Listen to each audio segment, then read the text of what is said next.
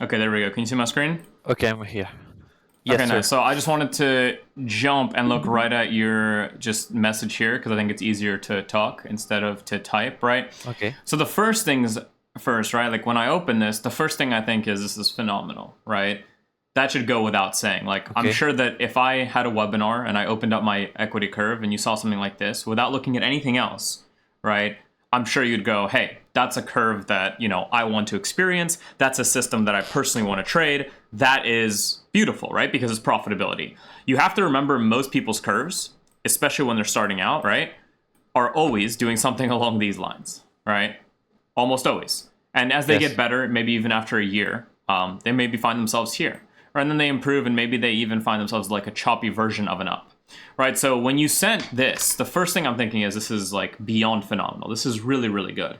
And yet, because of the way that the entire trading space has kind of structured itself, the way that you listen to things online, the things you kind of hear, the signal providers of the world, everything, honestly, right, leads you to, despite all this, to say, I feel kind of disappointed. My percentage of win rate's kind of low, right? Maybe I don't understand something. Like, where am I going wrong?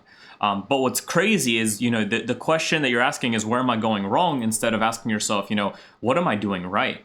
Right? Because this is insanely good, right? If you had come to me and said this is your system and you're funded now with MENT funding or something, or any other firm, or with a personal account, or you're trading something, or you sent me, this trade that you're now in, and you're like, listen, I'm just in this thing and I'm just, letting it do its thing, even though these are the specific stats of my system, I'm going to tell you you're doing fucking amazing. This is beautiful, right? And it's crazy that you think the Okay. opposite way. So what I want to do is I want to kind of walk you through a few questions to maybe kind of make you see how good this is, right? So the first thing that I kind of saw was, Okay. I asked you this as a starting point, right? So what I said before we even look at anything else is making 50% on your account in about 60 trades, 50 trades, whatever you want to call that, good?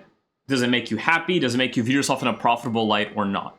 Right? And then you answered, of course, it makes me very happy, but I want to improve or whatever. And that's a fine way to start, right? To be happy about what you have, Okay. especially with the fact that it's actually good. It's not like I'm happy because I'm doing the process, even if I'm a losing trader, because some people are like this, right? And this is where I used to be too.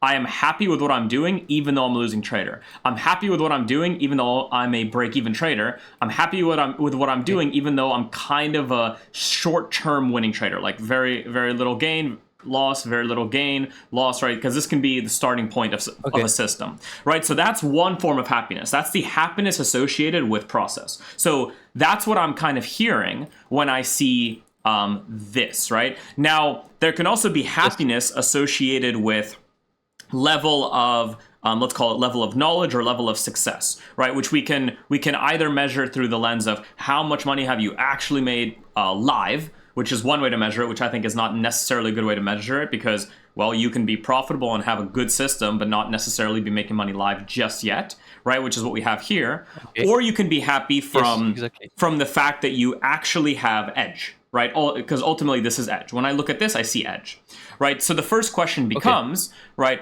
are we not happy with the performance of a 50% gain? That's what it is. And is this at 1% risk or 0.5% risk? It's Okay, so 1% risk. 1% risk, 50% gain at 61 trades is fucking phenomenal, right? The only thing that's throwing you off is the fact that you look at this green and it makes you feel somewhat Yes. unpleasant, right? So the next question I would ask you, right? The next question I would ask you, there's a few questions I want to work through to try to kind of cure this ailment very quickly. If I made Okay. the break even, if I made this break even, I just colored it green. It was never yellow. From the very beginning, since you joined the mentorship, it's always green. Would that change the way Okay. that you view your result? Yes. Okay, well, that's pretty interesting, right? So you're associating success directly at the moment, or happiness with your success, or your conviction in trading, with the amount of the circle that is green, which is a terrible way, right, to measure your own success. It's like it's awful. It's like fuck, the Yes. circle is small. It's only like 1/3. I can't believe it. Like Yeah. that doesn't matter, right? Because take a step back, Okay. we're making 50% in 60 trades. We're making 50% in a trade. We are taking every trade we take is either not taking away from our top line or adding to our top line over and over and over again over time, which is exactly what I teach you guys to do and what you've seen my own system do, right? The only thing my system can do, remember, we're not looking at the green circle, is that through the losses, I lose little off my bottom line. Through the losses and drawdowns, I lose little off the theoretical bottom line, and then through the wins, or through the addition of good trades and execution of good edge, I add greatly to my top line. Okay, so that's exactly what you're doing right now. You're adding in a huge way to your top line. And all of a sudden, if I change this break even to a green color, you feel like you're doing a lot better because you are taking the things that make you a winning trader, ultimately, right? And you need to think about break evens as a winning trader practice rather than the fact that you're only winning 1/5 of trades. Now, the next step that I would ask, right? So that's one way that I want to kind of tear apart some of the bad let's say education that's been instilled in you from your time on Instagram and wherever else, right? The next thing I want to ask you is, if this green was here, like let's say it went here and let's say it was at 40%, okay? But this percent here is not 50%, it goes to 11%. Which system are you going to personally choose to trade over the long run?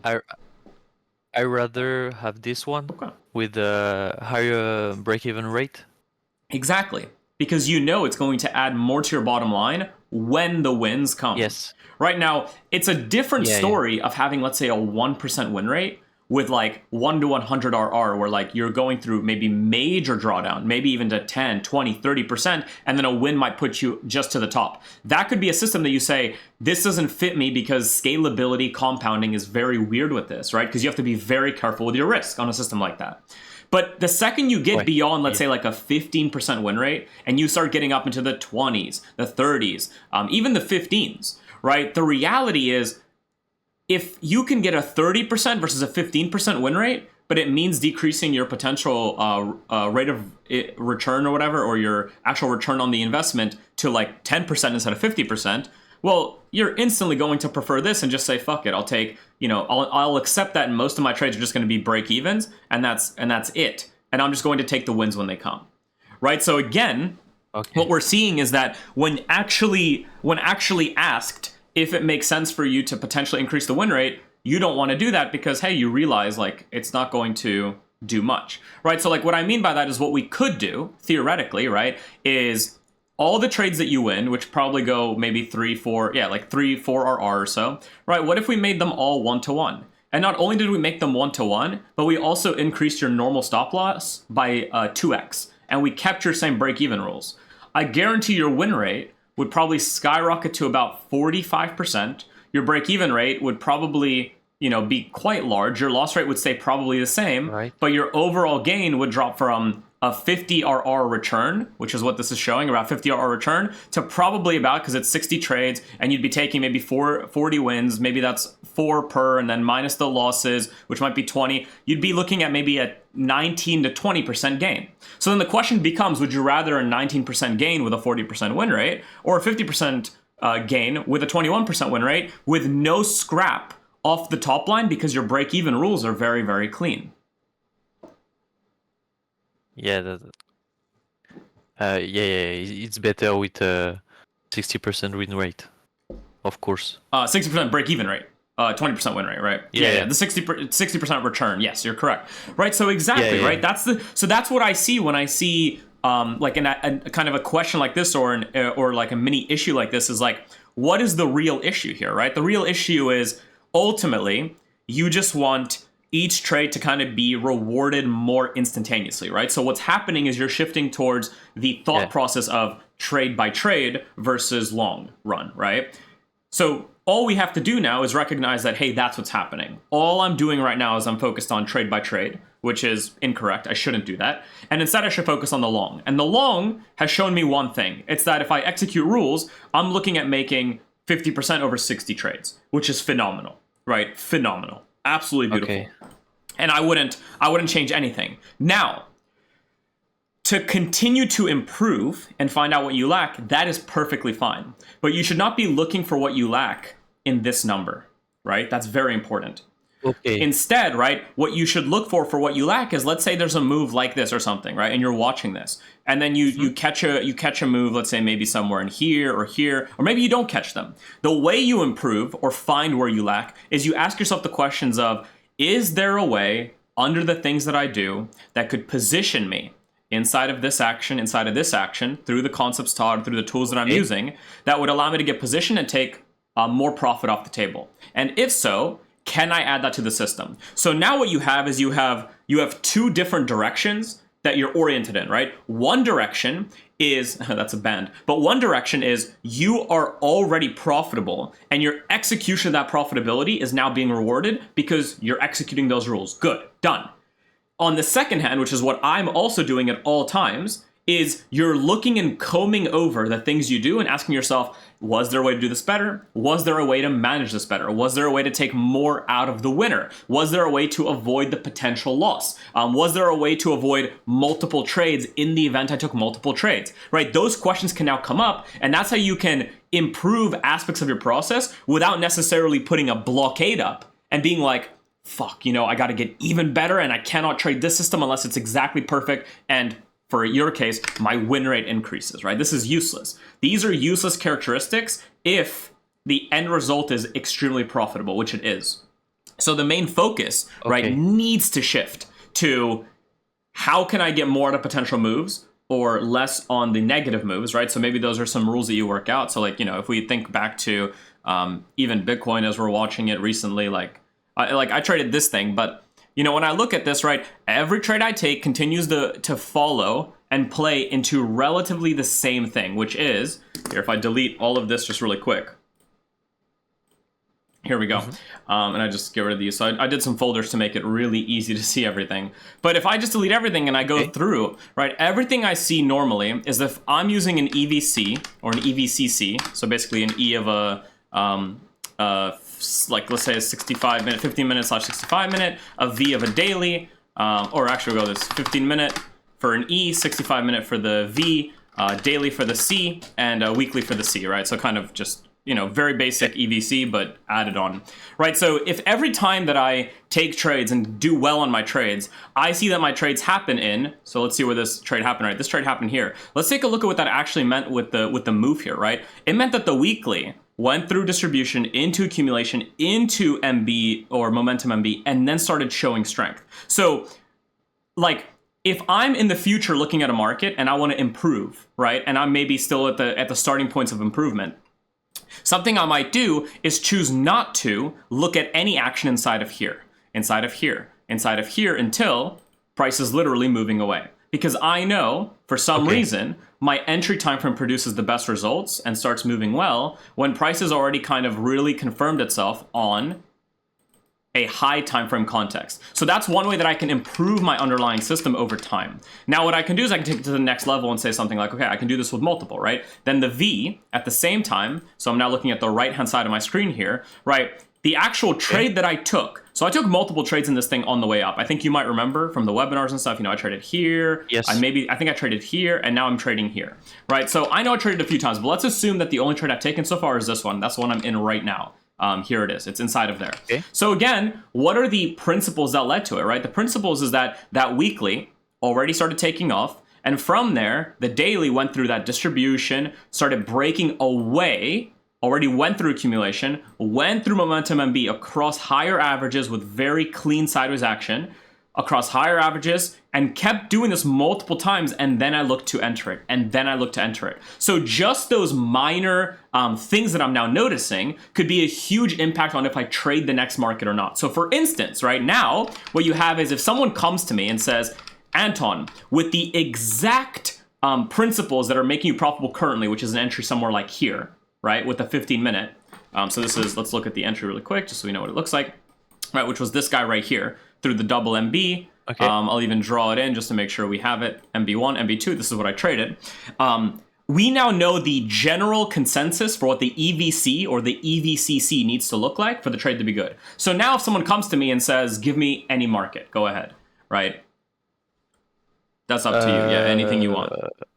Sure, NQ, right? And you're so let's say you're the mentor, right? And is your name Anthony? Anton?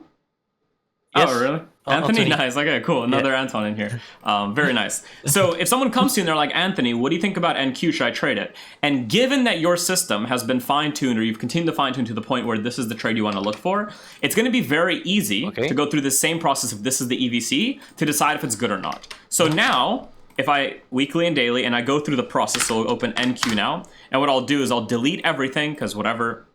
Right, I go through the process. The question first is, okay, is the weekly in that kind of delivery, right? We distributed, we then kind of started accumulating. Maybe an MMB1 started here, and now we might be making an MMB2.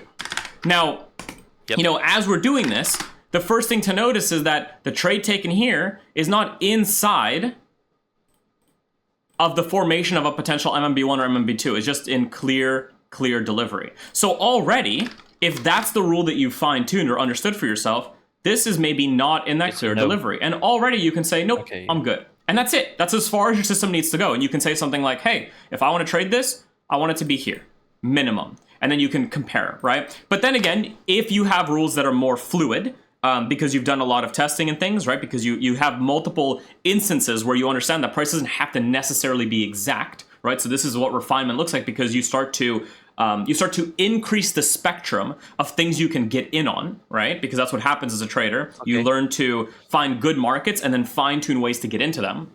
Then you go through the same steps. So like right now, right, the MSTR trade, the daily came from, again, like we said, like let's get rid of this and put this on and get rid of this, right? It came from the fact that we had accumulation MBs, and then we went into momentum MB, and you know, trades can already start here and here and here, and these are all valid trades that I'd look for. So if I go to NQ, the question is, am I in one of those pockets? We did that accumulation MB here. We started to accumulate, and then we started to make a momentum MB. This is where we had our webinar, and I said, hey guys, if this momentum MB holds, I want to see this thing go this week. And then guess what? Without any further setup, right? It just, it fucked off. It failed down. So this is nowhere near in a momentum MB of the level that I look for me to take a trade, right? And what's cool is now I can take that to the next level and literally test that and say, here's the happening, the kind of occurring current momentum MB.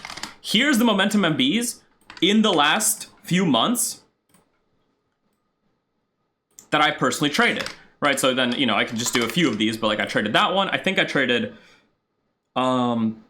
this one, again, I don't remember exactly which ones I traded here, because, you know, I traded a bunch of things. But now what's really cool is through refinement and through getting better at doing this over and over and over again. Hopefully this loads in a second here.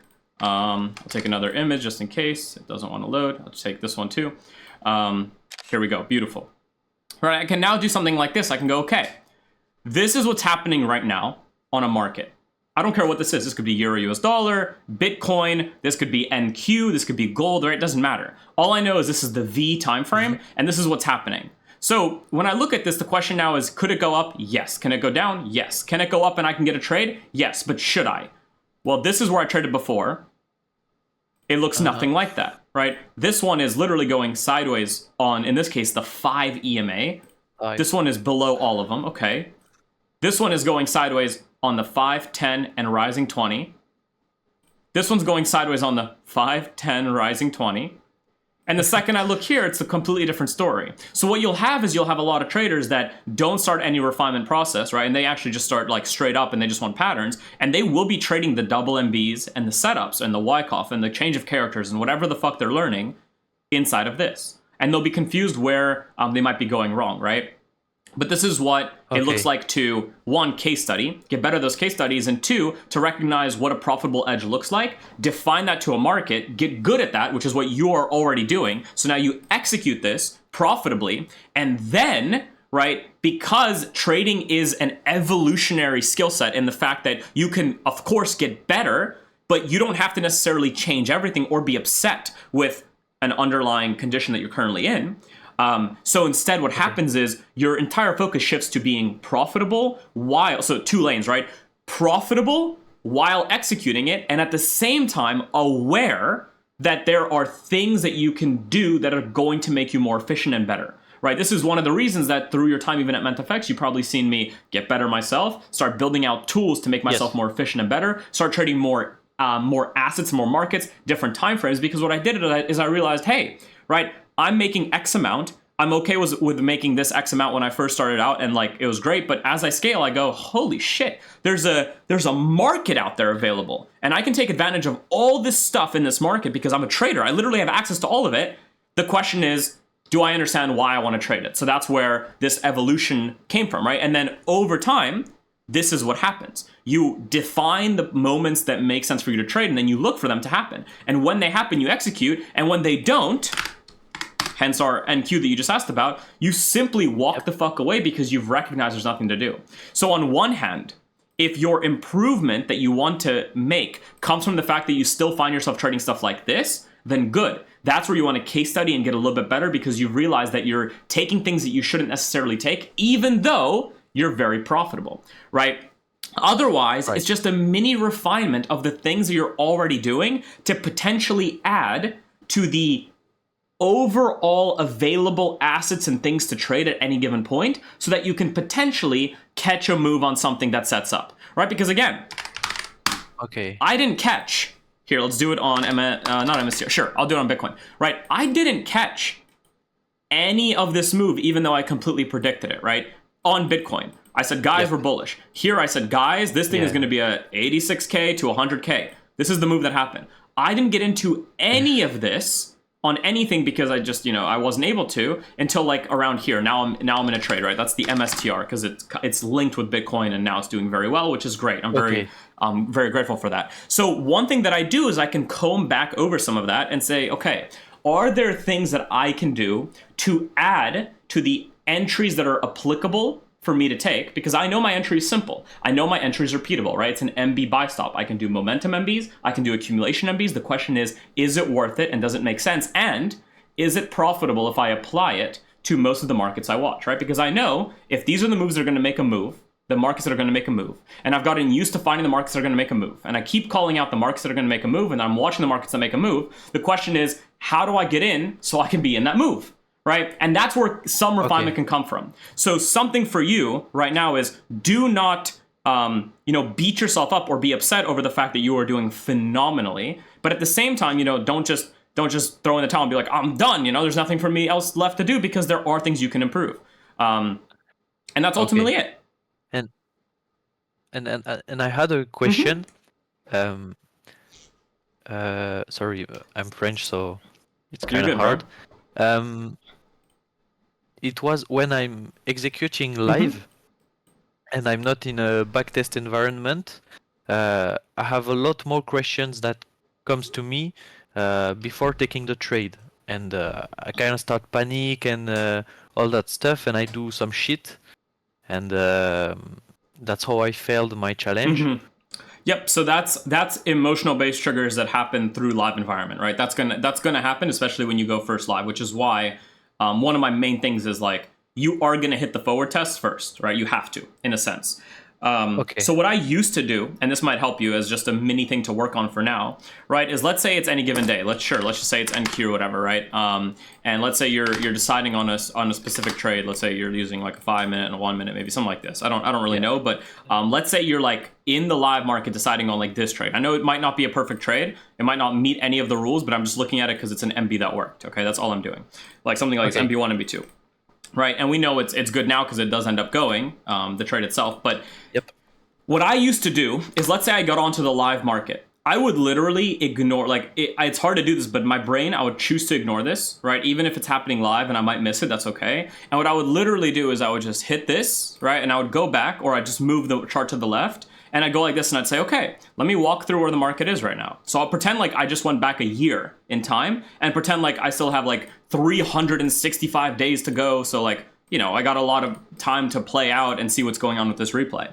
And I'll go through it and I'll be like, okay, this thing, I would right now, if I wanted to trade this thing, right, if I'm just using the 5 minute and the 1 minute, what would I look for? Well, right now it's shit. I hate this in every regard. I would probably wait for price to maybe make a distribution MB out of here or an accumulation MB out of here before I start looking for a directional bias on this thing. So I'd wait. Maybe it's building a distribution MB. So now I'd be like, okay, maybe in here, there might be a reason to actually get short, right, into this. So look at this. Already, if I'm live, my mind might be, oh my God, is it a buy stop? But if I'm back testing, but it's also kind of live, I'm already thinking, nope, I gotta wait for, maybe the bearish side, or because it's very ugly, maybe wait for the bullish side. So nothing really to do, right? I can wait, so I'll wait, and I'll wait, right? And I don't really see anything. This is all still like kind of range bound, really shit action. So I'd wait, and I'd wait, and I'd wait, and there's really just nothing to do. And then maybe it's starting to break down, so maybe there's something to watch here. And it does make that distribution. So it does start some kind of distribution inside of this range here. Now, I'm only using the V and the E here, which is a little bit hard to do because, I like to take into account more information. But let's say this is that distribution. Look for a little bit of sideways here. This could be the momentum MB1. But as I look at this, this is ugly as shit. But yeah, I know that if this sets up a double MB, I can take it. Cool. I'll wait. Maybe this is setting up a double MB here. But look at this action. Absolute trash. I'd ignore it. Yeah. Okay, so I'll wait. Now, again, if this was live, you might have been like, I need to trade this thing right now, right? Like, I need to fucking trade it or this thing. But you look at this and you're in this, like, you're almost in this backtest mode. And you're like, now I'll wait for a better trade. All right, I'll wait for a better trade. This is all pretty shit. Oh, wait, I'm live. So it's shit and there's nothing to do. And then what you can do is you can literally wait 5 minutes, do the same thing. It's still pretty shit. I knew I was going to wait here, so I'll keep waiting. This is 5 minutes later. Keep waiting. I know that all I want right now is a price out of here. Oh, that's it. Okay, I'll come back in another 5 minutes. Right, so now what you're doing is you're in backtest mode. You're in brainology of backtest, and you're got like quick thinking, right? And it leads you to a decision in the moment. And then guess what? At one point, you're going to show up. Let me maybe find like an area that actually ends up like kind of working well. Maybe like somewhere in here on a 30-second is maybe good for a accumulation or momentum MB. It's a little bit harder, but like, let me go back like this. So like, let's say you're then live and you're like looking at this and you're like, yeah, market kind of just opened. Maybe it's bearish. I'm not sure. Maybe it starts making a little validation here to go lower. So, I'll keep an eye on that. Let's see if it does that. All right. Oh, it just comes straight up. Okay. So this is probably accumulation MB. Maybe it'll be an accumulation MB here or here. So I'll keep an eye on that. Yeah, looks like an accumulation. This could be forming a validation on like a 4 minute or so. Let's go to that 30-second because I think that's where it gets decent, right? You maybe look for your flush. You're like, okay, I'll wait for the flush, right? Not really a clear flush yet. Kind of comes down. It looks like I'm gonna miss it anyway. So, kind of comes down, maybe starts building something. But this is harder for me to enter. This is like one of those momentum MB entries where you have like accumulation into the large momentum one. So like this is harder to enter, and I don't normally enter these. I've been testing a lot of this for myself, but I don't trade them yet personally, because I look at these across like if I'm looking at a 65 minute, right, and I see this, I know inside of this, right, on a 15 minute is going to be this, and I can execute this on a 15 minute because it's going to line up, right? So it's very particular, but that's something that I've been testing, right? Back to our conversation. That's the last portal. Yeah, literally, right? You understand how the momentums and accumulations work together. Yeah, exactly. From the portal material, you start understanding how these fractals kind of interact truly with each other. You're completely correct. So, I've been testing a little bit about entries that look like this, where you kind of set the buy stop kind of just through the high or just through the high. And this is the entry you kind of look for, right? So it's a little bit of a different kind of setup, but in this case, it wouldn't line up either way. There's just no lineup here, right? But as I'm doing this live, if I was doing this and it came to this live moment, guess what? There's nothing to do because it never created the setup I want, right? It never, like if it came a little deeper, maybe, right? But it didn't. So all I can do is wait, right? And you just keep going, and then it gets to live market here. Okay, nothing to do. Don't even think about what the market is doing now live. You just click back and you wait a minute or 2 minutes or 3 minutes based on your V, right? And return. Because now what's happening is you're accessing the part of your brain that was accessed when you last kind of backtested and ran a quicker based brain thinking that led to potentially this right here. Right? So what's happening is you're instantly creating an association with whether a trade is valid or not. And the second it becomes valid and now it's caught up to live, you have the opportunity to take it. So that's one way. That's only one way to increase your ability to spot it live versus the backtest and not have it get in the way and get all crazy and get super confusing. But you're completely correct that when you move to a live from a backtest environment, it is going to feel different. It's going to be different because guess what? Your 1 hour that it took you to get this is now going to take 6 months, right? Like, boom, that's a fucking wake up, right? So if we want to do the math, like let's do some fucking high school math, baby. Like if I pull out my sheet here, and we think about 1 hour equaling 60 trades, now we're thinking that the 6 months, well, 6 months is going to be, wait, no, I'm dumb. If it took 1 hour to get 60 trades, how long is it going to take, wait, 1 hour to take 60 trades, but then in the real environment, you're taking 6 months.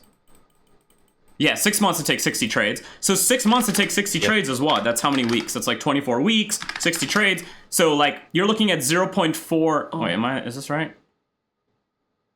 Yeah, I So think. 6 months, 4 weeks. So you have 24 weeks. You're taking 60 trades over 24 weeks. So you're looking to take 2.5 trades a week, which means you're basically looking to take...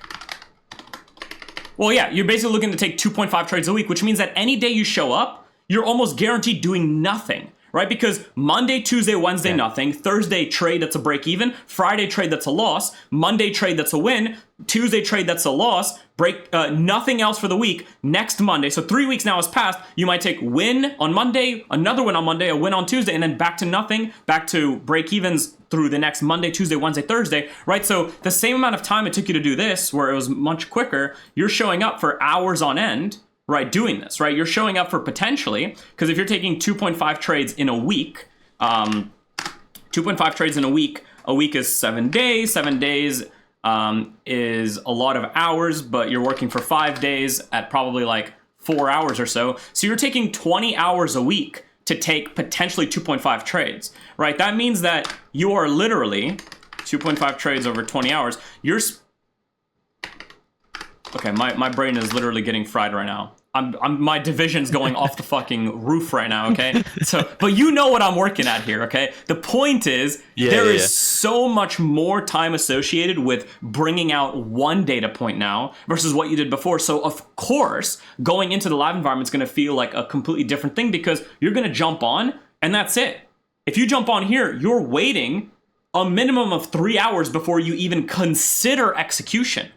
That's a completely different state of environment from what you did before, which was test. I know my system, it works, it's great. I want to do it quickly. Oh, but shit, I can't do it that quickly. Which is why a lot of people actually flow into the day trading side because, oh my God, imagine doing that for something like a 65-minute or a 15-minute. Now it's like, I'm showing up every day. I'm like, there's nothing for me to do and ignore all price until I get one trade after like 7 days of waiting. And that doesn't even always play out, right? Like, and then I'm just stuck waiting even more. So that is why, one, people shift into day trading a lot quicker because it's at least faster than the other options, right? But over time, and hence why you've seen even my own evolution over time to moving to those hires as well, you start realizing, okay, I need to just fucking wait. I need to be patient. The patience is what pays me. The patience is what makes me money. Every other trader in this market that's losing money is losing it. Why? Because they haven't learned to literally wait. They all want to trade. They all want to trade everything. They all think they're going to be in everything. They all think that because Bitcoin is moving up, they have to be in it. And everyone is losing money, even if they're right about the direction. Right? So that comes down to the final case study point, which is, hey, that's the point I'm making money. That's the point I'm executing. And I don't care what the numbers associated with it are because I know profitability comes from it. And then you have a beautiful system. Okay. Thanks a lot, Anton. Of course, brother. Thanks for jumping on with me. Thanks a lot. See. Very much. All right, now I'll stop the recording.